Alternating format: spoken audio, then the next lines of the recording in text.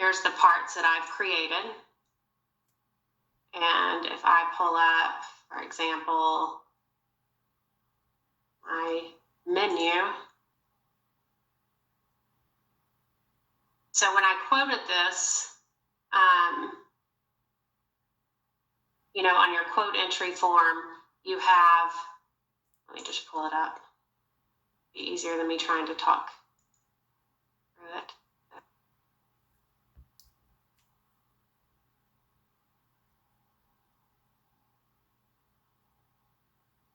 And this might help you guys as far as what you're putting on your quote in the description field, and kind of understanding, except for somebody, and I don't remember, it might have been Jennifer Angelo had an issue when she won the quote and then the description ended up being the same on all three parts. I don't remember who that was, but I know it happened and I don't know why.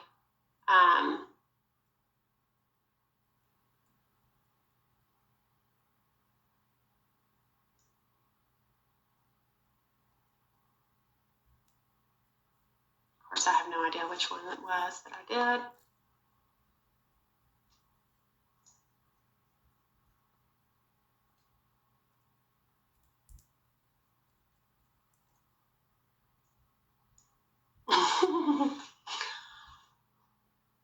Okay.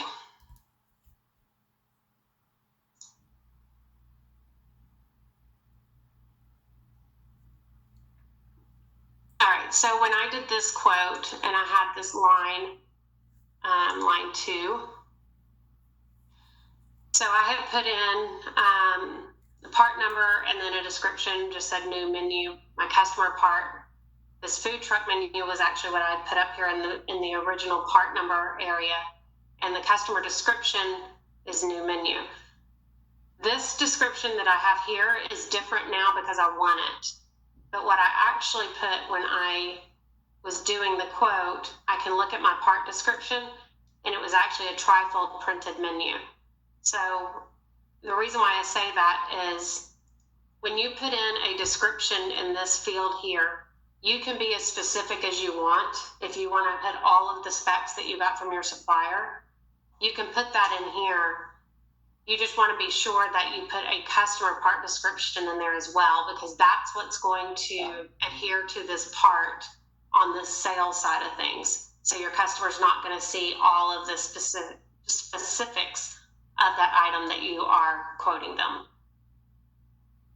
But when you do that, then that description gets attached to the system generated part number, and that's what my supplier is going to see.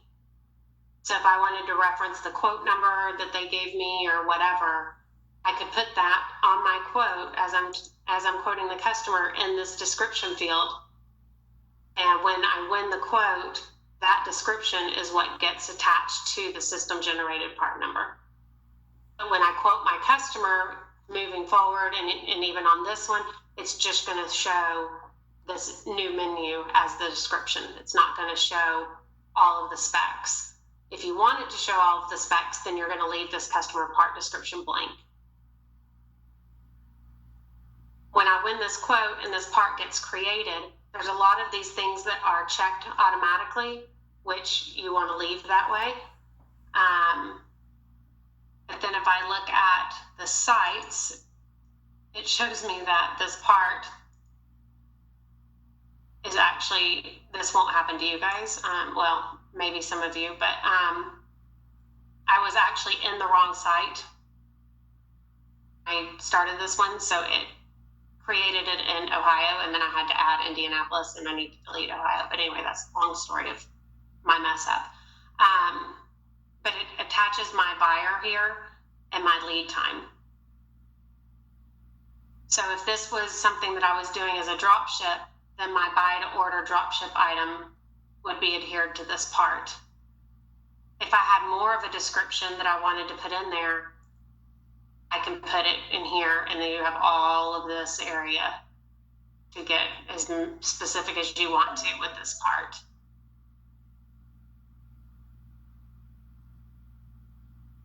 If it was a revision, I could also look at a list of revisions if there were more, changes and that kind of thing, then I could have all of my revisions listed here. If I had different unit of measure, I could put that here.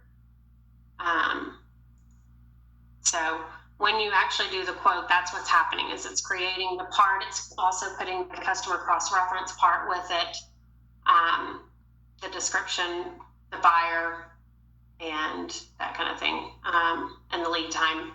And this is what is on your supplier PO.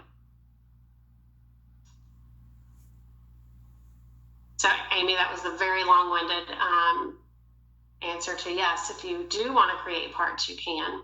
You would just have to go in and create a customer cross-reference if you wanted to.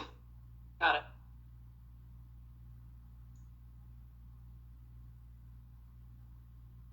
Okay.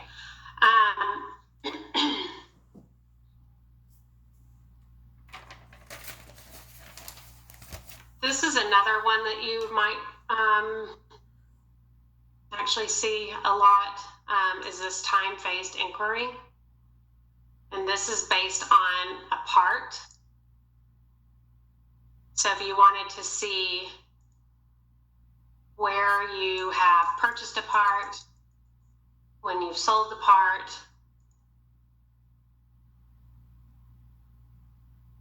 I can look at any of these. It will show you if you have min-max quantities set on your part, but it'll show you the lead time. And here I had a sales order with this one line release, and then I had a receipt of those goods. So you can kind of see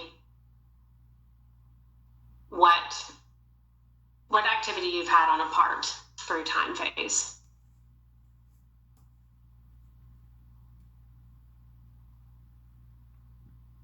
And this is actually a little behind because it was ran last night, but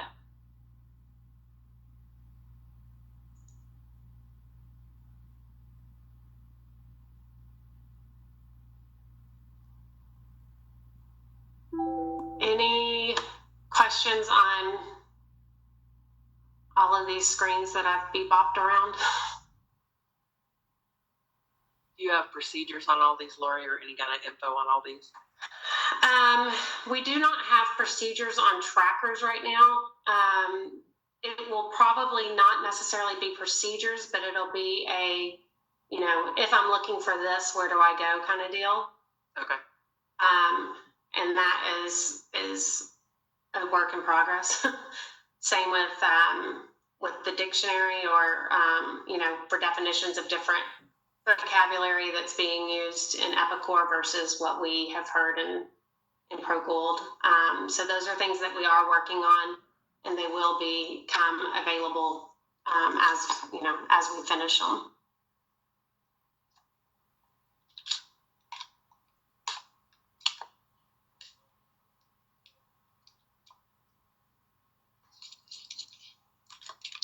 So that was all I had for today. Again, as you guys are doing your homework, feel free to get into any of these trackers. Really and truly, anything that says tracker on it, you can look into and see what information is provided there. If it's a tracker that you think that you'll use quite often, then you can right click on that menu item, and then I just messed up and opened this thing, but and then you can add it to your favorites and you get that little star. So if it's something that you think that you'll use, feel free to go ahead and put that into your favorites. I'm going to stop sharing.